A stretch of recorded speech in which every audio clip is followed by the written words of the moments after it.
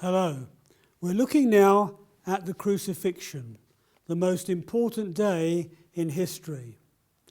It is, as someone has said, the very hinge of history. In John chapter 19, and from verse 1, we read these words. Then Pilate took Jesus and had him flogged. The soldiers twisted together a crown of thorns and put it on his head. They clothed him in a purple robe and went up to him again and again, saying, "Hail, King of the Jews!" And they struck him in the face. Once more Pilate came out and said to the Jews, "Look, I am bringing him out to you to let you know that I find no basis for a charge against him." When Jesus came out wearing that crown of thorns and the purple robe, Pilate said to them, "Here is the man." As soon as the chief priests and their officials saw him, they shouted, "Crucify! Crucify!" But Pilate answered, "You take him and crucify him. As for me, I find no basis for a charge in him." The Jews insisted, "We have a law, and according to that law he must die, because he proclaimed himself the Son of God." When Pilate heard this, he was even more afraid and went back inside the palace. And then we read how he questioned Jesus again. And then as the people once again cried, take him away, crucify him," Pilate said, "Shall I crucify your king?" "We have no king but Caesar," the chief priests answered. Finally, Pilate handed him over to them to be crucified. And then we read, "So the soldiers took charge of Jesus. Carrying his own cross, he went out to the place of the skull, which in Aramaic is called Golgotha.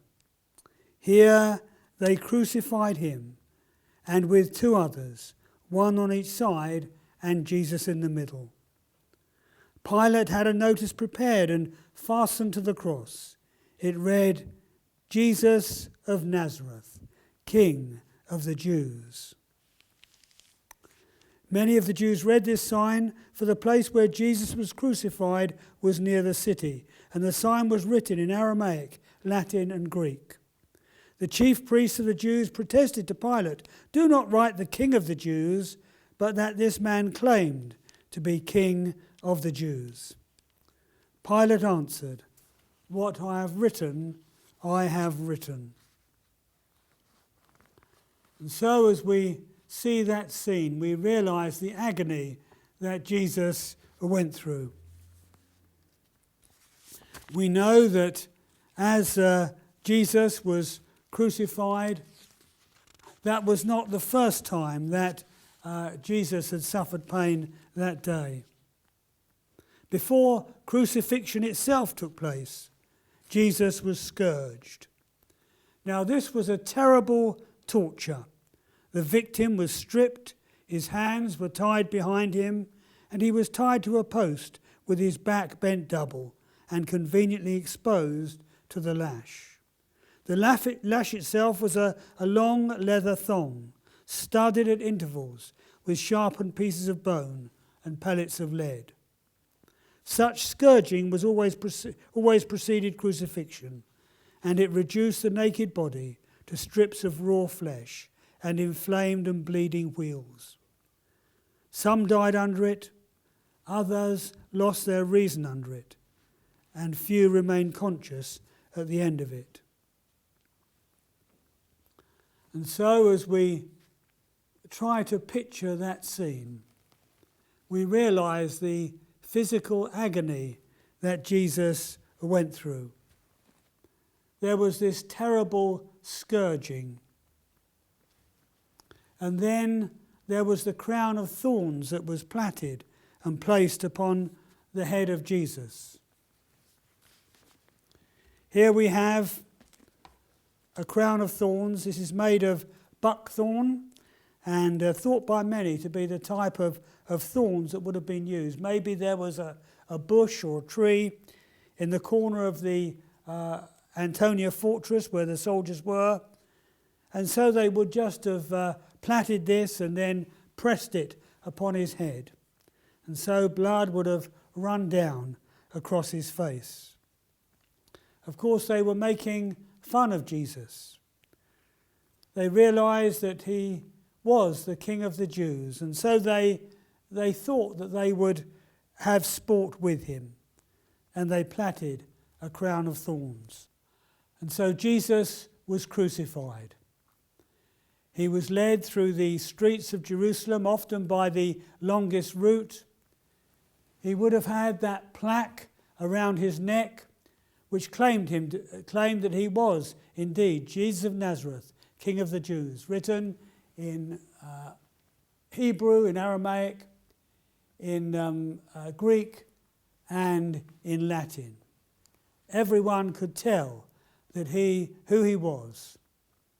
It was the custom to put the man's charge on his neck and then to hang it on the cross. This happened to Jesus, but the only thing they could find to say about him, that he was indeed the King of the Jews, the Messiah. And so he was led out through the gate, probably the one on the site of the present Damascus gate, led across the road and to that place of the skull. And as it says in the Gospels, there they crucified him. Now, it is easy sometimes to dwell on the agony of the cross, to think of the terrible humiliation and pain that Jesus went through. But perhaps it's better just to really concentrate on the main thing. Jesus was crucified. We know that in many paintings and depictions of the crucifixion, Jesus is seen wearing a loincloth. But I think he would have been naked, which would have added to the humiliation. And then the cross he carried would not have been the full cross, but just the crossbar. And I'm sure the full cross would have been too heavy for Jesus to manage. And so he would carry the crossbar. And then as he came to the place of crucifixion, they would have laid Jesus out upon the cross. They would have tied the crossbar onto the cross. Jesus was placed with his arms outstretched, and there would have been these ordinary handmade nails and maybe an ordinary hammer like that, which would have knocked the nails through just at the hands there, just below the hand. And then his feet would have been put together, and a larger nail with a leather washer or a wooden washer would have been knocked through the feet. Now, if the crucified one had just rested, without any support, the skin would have just pulled through on the hands. It obviously wasn't capable of taking the full weight of the body. And so they had what was known as a saddle. And this took some of the weight. It was uncomfortable, but it would have allowed a person to hang there on the cross for many hours.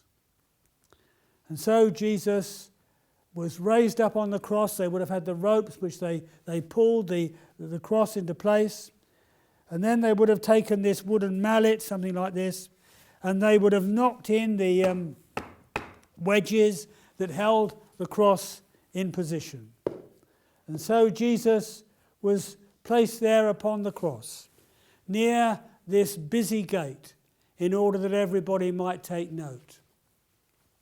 You remember those who said, who cried out to him, if you are the Son of God, come down from the cross. I think it was General Booth who said, well, we believe in him because he didn't come down. And so Jesus hung and died there for our sin. He died in our place. And as the hours went by, first of all, some ladies came who were wealthy women. They would have had these sea sponges on a cane. They offered drugged wine to Jesus, as they did to all criminals. This would have consisted of just a grain of frankincense placed into a flagon of wine, and then they dipped the sponge in and offered it to the crucified one. We read that Jesus refused it. But perhaps it helps to explain how terrible the crucifixion was, and how generally it was such a cruel punishment. Now, I believe there were the Roman soldiers there who would have been in charge of actually crucifying Jesus, but they're also in Jerusalem the temple guard. I believe they were the ones that arrested Jesus, and they were more like the temple police in charge of crowd control. I've got a costume there with a temple guard. Some believe they would have been made up of Levites, and they would have worn the ordinary Levite costume. But I believe they would have been more like the Roman auxiliary soldiers. Not so heavily armed as the ordinary Roman legionnaires. They would have had a lighter helmet, just an ordinary stabbing spear. They would have had the chainmail instead of the breastpiece. They would have had a lighter shield, although probably quite a big one, because if people were throwing rocks at them, they wanted some protection. And they would have had just the small sword, the dagger. And so they were able to control the crowds that came to the temple.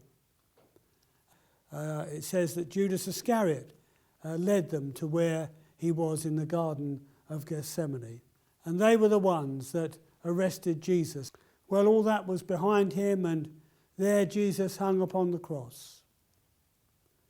It was just as if God would not allow everybody to gaze upon his son's agony as the sky turned black. And then, finally, Jesus cried out, "It is finished." And then, as we know, Joseph of Arimathea came to Pilate and asked for the body of Jesus. He was surprised that Jesus had died so quickly. Jesus was given to Joseph of Arimathea and Nicodemus. And so he underwent a proper burial. Now, the other criminals, the criminals that were crucified with Jesus, one said, we read in Luke's Gospel, one said, it cried out and in scorn at Jesus, and the other said, don't do that. We deserve to be hung, to be crucified. But this man has done nothing wrong. He said simply, "Jesus, remember me when you come into your kingdom." And Jesus said to him, "Today you will be with me in paradise." And so I believe that man would have been with Jesus in the heavenlies. Now, Jesus died on the cross. He was placed into the tomb of Joseph of Arimathea. But the other criminals, just as Jesus would have been if Joseph had not intervened, they were just slung into the rubbish pit, into the place Gehenna in the Hinnom Valley. And of course, there would be no record of them. They just went in with the animals that had died and all the rubbish and all the mess and muck that was just thrown in there because obviously a city like Jerusalem would have generated a lot of rubbish. And so they were put in there and nothing more is known of them. And if that had been Jesus' fate, well then we would have no record of the resurrection. But because God intervened and his son was placed into Joseph's tomb, so we have the record of his glorious resurrection.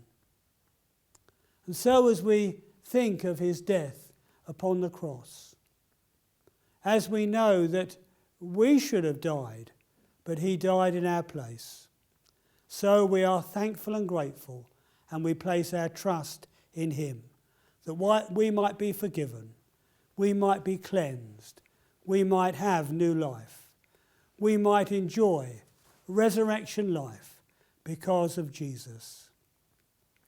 And so as we think of this great day, we do so with sorrow, but with thanksgiving. And I hope as we meditate upon these things, we will give thanks to God that Jesus died in our place.